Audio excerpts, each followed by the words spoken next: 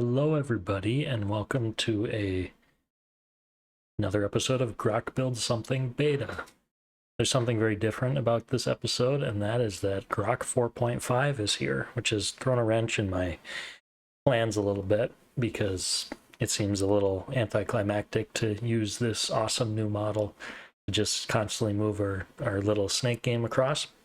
So I want to make a short interlude video to kind of point out Grok 4.5 a little bit, and I thought no better way to do it than to send it the original snake game prompt. If you remember, I'm gonna put it in. So in our episode 3, we had sent this prompt to Grok, and I'm gonna send it again with our new Grok 4.5 model, effort medium. I've found that medium has done everything I needed to. Usually with these harnesses, I'll run at low with Claude and Codex because I get more usage out of them and I don't need that high reasoning for the type of projects I'm working on. But I found for the limits you get with Super Grok, at least right now, medium works plenty fine. There's plenty of usage. And a lot of that is dependent on whether you use Grok Imagine or whether you use the other Grok products. Let me see if I can pull up the usage statistics of where it's sitting right now to kind of get you a better idea of, well, how much usage you actually get in a given week.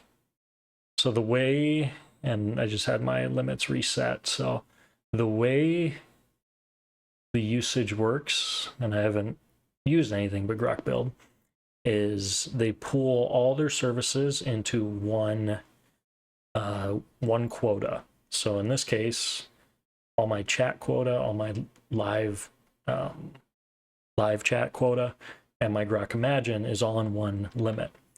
So if you're someone that uses Grok Imagine a lot, it's going to feel pretty tight. If for someone who's in my case, that I mostly will just use Grok Build, you have a lot of freedom. That 20% is, I've been using it today very heavily. I had a reset today, and I have effectively been prompting 3 agents at the same time and working them nonstop. So I think if you extrapolate that out a little bit, I've got a lot of usage, and I'm not going to be using it full go every day. So there's a lot there, a lot to use. So I stick with medium because I think I don't think it's the default. I think high is the default, but I switch it down to medium, and that's kind of what I want to roll with. So before we take a look at this new game that Grok Build made for us, and I haven't done this prompt yet, so I don't actually know how much better it's going to be. Let me remind you what the old one looked like. So the old one was this kind of sparkly, glowy game. It was okay, although as you can see, our snake out of the gate, if you remember, did not move. So we're gonna see right now if this works well. Let's see, did it say it was running? Yep, it opened it up for me, so let me open that. Yeah, so very different already. It's still got some of that glow, but it added a little more style, I'd say. You can see we use some different fonts, some different sizing. I think this Grok.io looks really nice. Obviously, this glow, I wish we could get rid of that purple vibe glow thing, but that's all right. And it added a feature that we're going to be putting in a call sign. So our name is apparently Grok. No, it is not. It is AI Cartographer. And we're going to initialize. Yeah, someone probably thought of this in my first episode when I did this, when I prompted it, is we've been making the wrong snake game this whole time. I totally didn't realize this till now, because we were making so this is more akin to something like, oh, I can click to speed up. Okay, this is good. I don't want to continue being alive though. You can see there's some issues with my snake trailing already, but just let me run into something here. Come on. Oh, come on. There we go. Okay, so that collision works.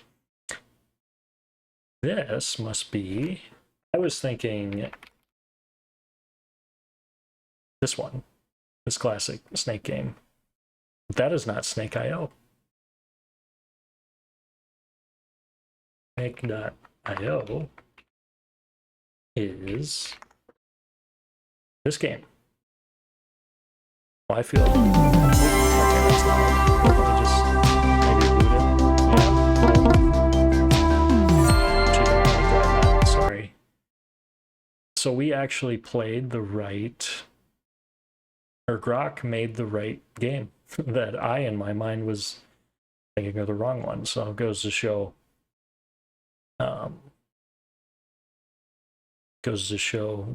what I know about these games. But I think it's, judging by this right now, I think it's rather quite clear that the Grok 4.5 has made a massive improvement in understanding and willingness to be a better model. I think the only thing that looks weird is you can see my snake behind me is kind of wacky, kind of bunches up a lot. I can't really pause the game, which I guess makes sense, but it is a local one. What does this do? Oh, it gives me more boost. Oh, you can see I have a boost bar up top. All right, let's go run into the wall quick. Boom. Oh, I forgot that doesn't end it. Well, okay, we'll just do this. Okay, so right out the gate, you can see that Grok build did phenomenal. That is weird. Is the snake behind bunches up? And all this is to say, this model is a lot smarter and far more capable, and obviously is actually able to understand the prompt better. Even though I prompted it wrong both times for what I was intending to do.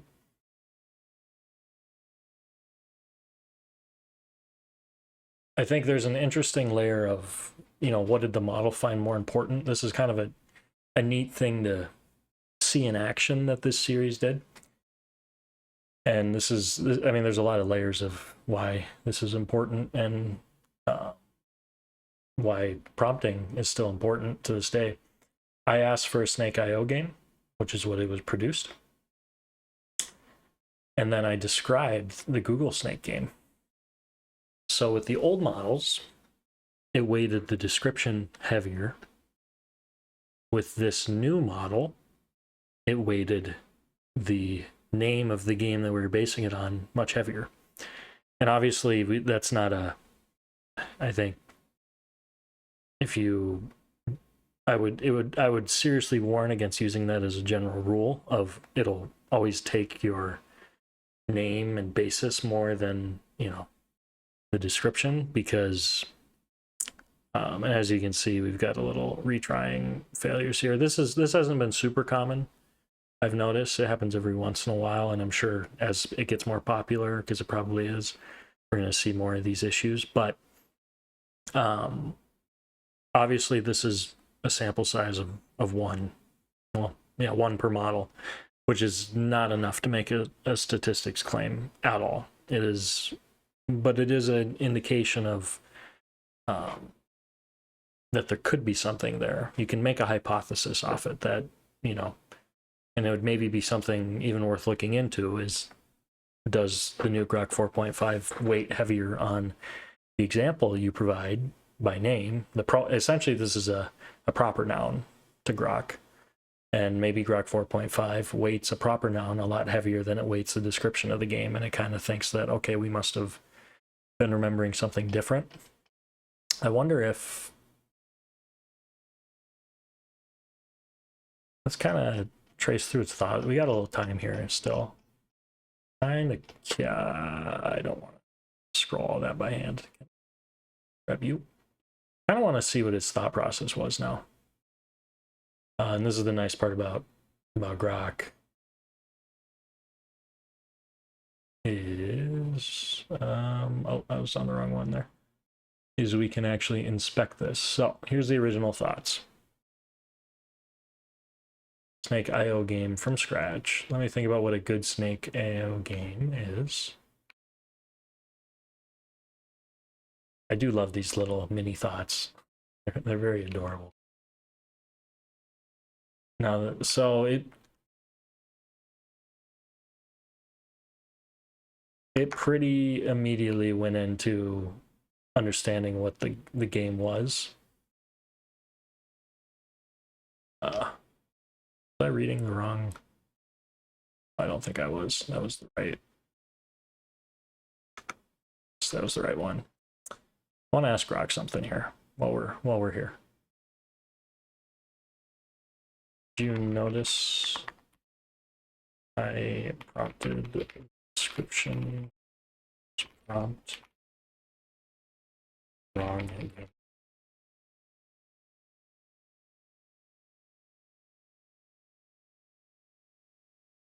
So as we can see,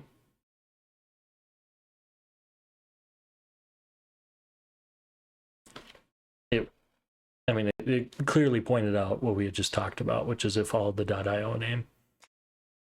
Reason you prefer description.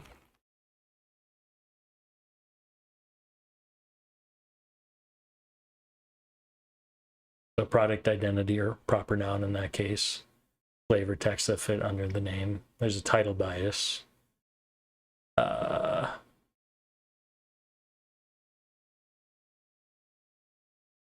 So on the thinking traces, we can see that it did not spend time thinking about what I had actually asked in that prompt. I'm kind of curious now while we're here. Let me pull up something.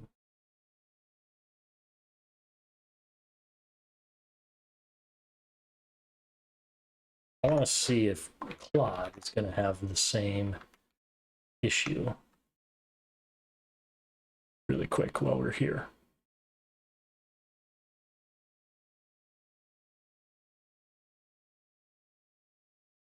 See how long it takes, and maybe I'll have to. Oh, I just want to see which way it decides to go, and I've got a couple plugins loaded to Claude, so it's going to take a second. I want to see what direction it takes. This will be the last thing we kind of see. But yeah, so the Grok build, I mean, not to take away from the interesting thing that happened, obviously the game is much better, and it's not even close. So, and as you can see, Snake Game Grid, so it's quite clear that Claude was going in on the description. And I think it will. Grid movement, collision, snake, arcade. Well, collision. I'll just let it run. But the Grok model, I'll pull it off to the side while it's running. The game is far better. And it went, like it said, it went for the tougher one, and it did a good job making the tougher one. And obviously, like we said, we have the snake behind me isn't really populating very well. Is probably the only thing, and I don't really know what's up with that. But again, that's something, as we've shown before, I mean, the one-shot prompts should never be trusted in the first place, right? And that's something we've kind of tried to, or I've tried to drive home, is, you know, let's see here. This game was actually, yeah, so it looks like top-down group player snake that grows by eating spawn treats. So Claude understood it the other way, and Grok understood it this way. So it's kind of an interesting behavioral quirk. I'd be curious to see if Grok messes that up every time or not. But either way, there's a lot more capability in here.